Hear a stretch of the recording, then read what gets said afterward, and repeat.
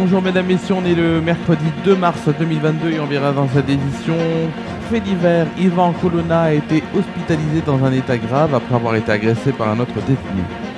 Politique, nous verrons qu'une candidate annonce son retrait de la campagne présidentielle faute de parrainage. On verra que dans le bassin de Valence, la solidarité s'organise pour aider les Ukrainiens à travers des collectes et des aides humanitaires. En Martinique, fait divers, le patient d'une ambulance accidentée décède à Schœlcher. Vous retrouvez en fin d'édition votre météo ainsi que l'éphéméride de demain. C'est la fin des titres de votre édition. On est le mercredi 2 mars 2022. On va commencer cette édition par un fait divers. Condamné à la réclusion criminelle à perpétuité pour l'assassinat du préfet de Corse, Claude Érignac, en 1998, Ivan Colonna a été agressé par un autre détenu ce matin à la prison d'Arles, a appris le média BFM TV ce mercredi. Il était dans un état grave et a été conduit à l'hôpital d'Arles sous respirateur. Selon l'AFP, son pronostic vital est engagé. D'après des informations de BFM TV, le détenu qui l'a agressé avait été condamné pour association de malfaiteurs terroristes et était un ancien djihadiste en Afghanistan. Durant son procès et pendant de nombreuses années, le PRG et militant nationaliste de Cargèse n'a cessé de plaider son innocence. En 2016, la Cour européenne des droits de l'homme avait rejeté sa plainte concernant son incarcération, validant définitivement sa peine.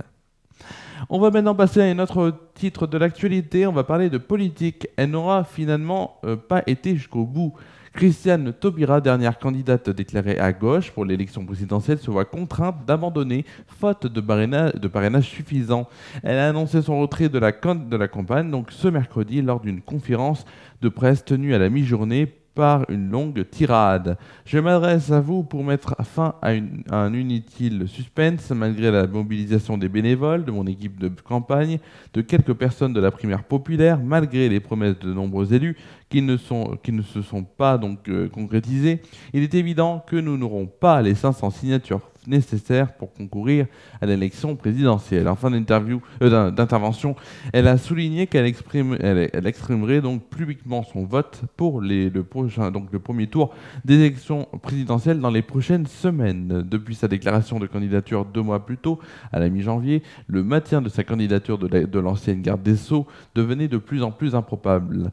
Cela en raison de ses difficultés à rassembler les fameux 500 parrainages nécessaires d'ici vendredi 4 mars, ce vendredi, pour confirmer sa participation à l'élection. Selon le dernier décompte du Conseil constitutionnel, elle disposait mardi, hier, de 181 signatures seulement, alors que les 11 de ses concurrents, dont Yannick Jadot, Anne Hidalgo, Fabien Roussel, Nathalie Arthaud ou encore Jean-Luc Mélenchon à gauche, avaient déjà dépassé le seuil requis. On verra bien sûr en début de semaine le nombre exact décompté bien sûr au Conseil constitutionnel. La candidate avait annoncé la veille mettre en pause sa campagne de terrain pour se consacrer à la récolte de ses précieux paraphes.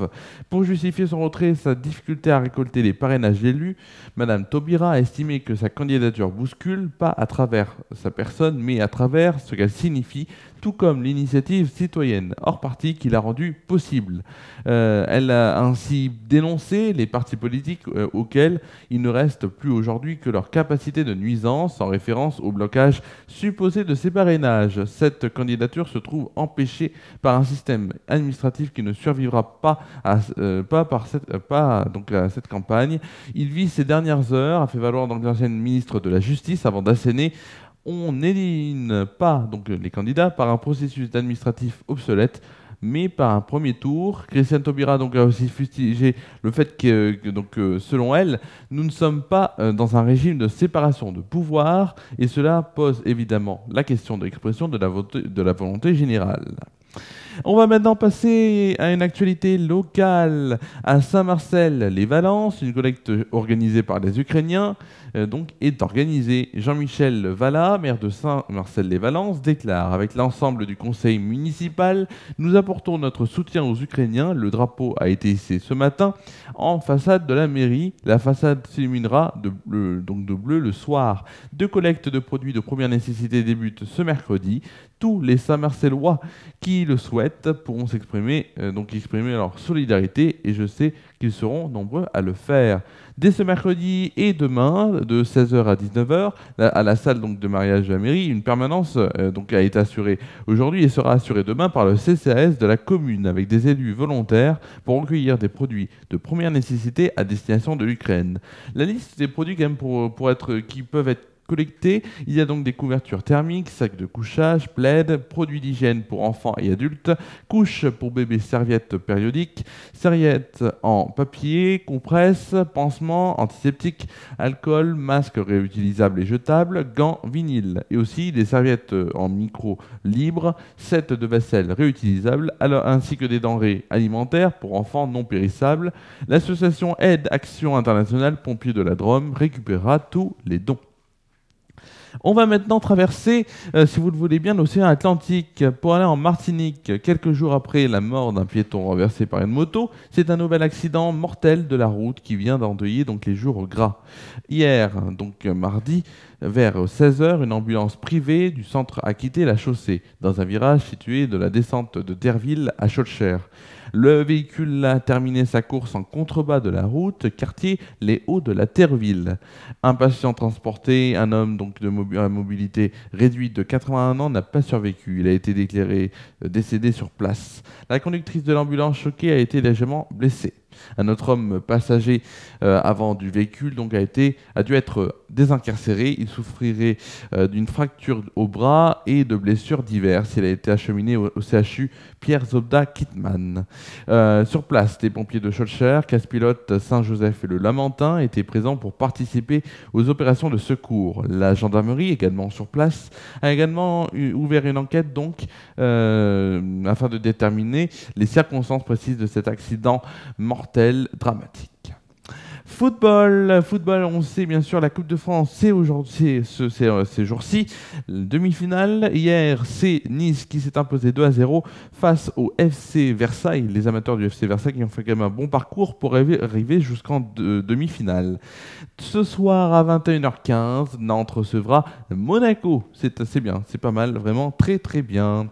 Allez, tout de suite, on va passer, si vous le voulez bien, à une rubrique que je vous adorerai et je le sais, c'est tout de suite la météo.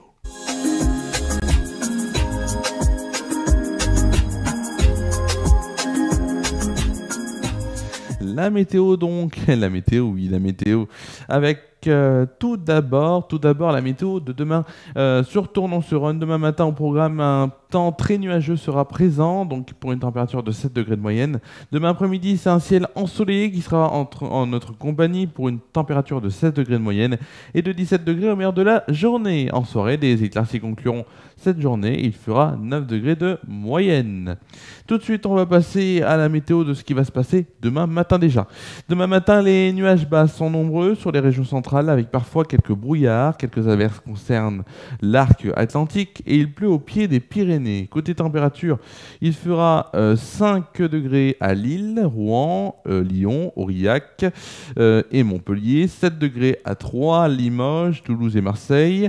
Il fera aussi 8 degrés à Cherbourg, Orléans, Bourges, Bordeaux, Biarritz et Nice, 4 degrés à Dijon. Pour le plus froid, il fera combien ? Il fera -1 à Strasbourg et pour le plus chaud, il fera 9 degrés à Brest, Rennes, Nantes, La Rochelle et Perpignan.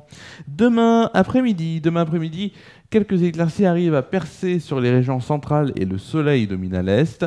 Quelques pluies concernent l'arc atlantique et des averses tombent en Corse. Côté température, il fera 11 degrés à Rennes. Il fera aussi 11 degrés à Strasbourg et à Ajaccio. 12 degrés à Charleville-Mézières, 3, Nantes, Bourges. Il y aura aussi 12 degrés à Limoges, Bordeaux, Aurillac et Biarritz. 13 degrés à Lille, Rouen, Paris, Orléans, Marseille, Lyon et Nice. 15 degrés à Montélimar et Perpignan. Pour le plus froid, il fera à Brest et Cherbourg 10 degrés. À l'inverse, pour le plus chaud, ce sera à Toulouse où il fera 16 degrés. On fêtera demain la Saint-Guénolé. Le soleil se lèvera à 7h28 pour se coucher à 18h37. On gagnera ainsi 4 minutes de soleil. Demain et vendredi, c'est le JT que vous allez retrouver. Samedi, une émission de Samedi Détente vous sera proposée à 19h. Dimanche, FR News de live spécial Marseille-Monaco à suivre en direct à 20h35. Et enfin lundi, sur FR News Foot à 19h en inédit. Info de dernière minute, et c'est triste que je vous dis ça. Jean-Pierre Pernaut est mort, et oui, Jean-Pierre Pernaut est mort aujourd'hui à l'âge de 71 ans. C'est un journaliste que j'adorais, un journaliste de talent, la fin d'une très belle époque, une belle époque de l'info, une belle époque de TF1, de l'info TF1. Et voilà, on est tous un peu tristes ce soir. Il était là à l'heure du midi jusqu'en 2020. Voilà, il était au 13h et il s'invitait aux tables des Français chaque jour depuis quand même pendant 23 ans, 22 ans et demi, ce qui est quand même énorme. Voilà, c'était tout ce que je voulais vous dire. C'est la fin de cette édition. Merci à vous d'avoir suivi cette édition. On se retrouve demain sur Écran. Bonne soirée à vous.